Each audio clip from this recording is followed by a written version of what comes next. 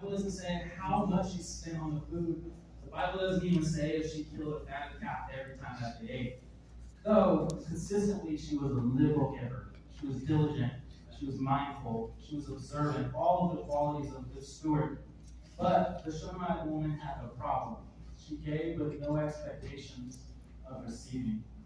And expectation, what does that mean? A strong belief that something will happen or be the case in the future.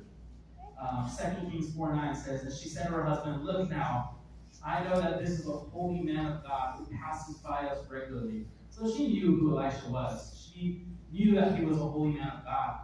And she had heard about the miracles he had already performed. Yet there's no report she asked him for anything. She gave no expectation of receiving.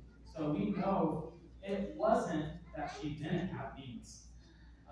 Elisha's servant goes on to tell Elisha that she has no son, she's barren, and her husband is very old. So Gehazi noticed she's barren, her prospects are limited. She doesn't have much, yet she never brings it up to the man of God. She never asks him. So here's my point. Possibly the people of God. We can give regularly to the things of God. We can give faithfully. We can give liberally. We can give diligently, yet there's no expectation of what God wants to do. We could be here this morning. We could give every night, every service of every church service, yet there's no expectation of God's blessing. We give out of obligation, which is good. We're cheerful givers. That's a good thing. But we can lack faith still. So this notable woman, she gave regularly. There was no expectation tied to her giving. There was no belief in the supernatural. There's no faith that God wants to do a miracle for her. But what shifted in this woman's thinking? So 2 Kings 4:10, I'll read it quick. It says, please, let us make a small upper room on the wall, and let us put a bed for him there, and a table and a chair and a lampstand, that so it will be, wherever he comes to us, he can turn in there. So in other words, this woman's giving increased. She gave more. Think she went from serving dinner, from serving food to him, to building a room. And listen, right there, that's money. And then that's every model house. That's one building a room right there. And in her increase, there was a supernatural breakthrough. In her increase, she received a prize, invaluable, precious, can't estimate the cost. And she knew Elisha was a holy man. She gave regularly. She was a blessing. She was faithful. And it wasn't until she increased that she tapped into the supernatural. So let me ask you, does your money speak faith this morning? Many of you came, I'm sure, with a set amount to give this morning, and he be stirred to increase that amount. What is your priceless miracle? Is it fruitfulness? Is it financial? Is it personal?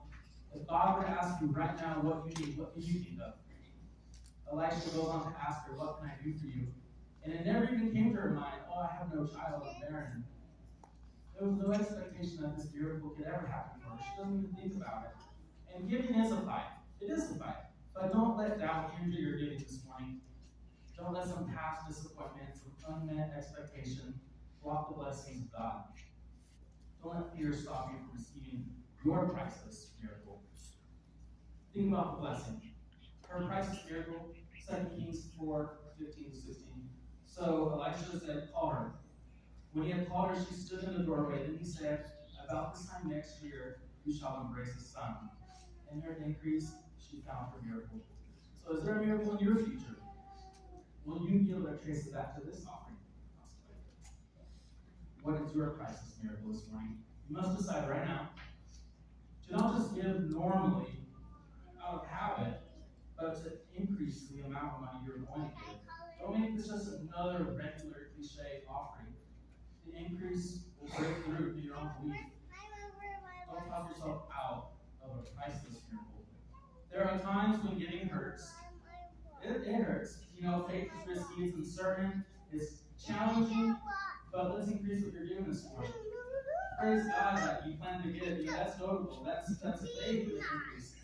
But let me ask you again, what is your priceless miracle tonight? Let's respond by this offering. Let's respond to God with His spiritual faith.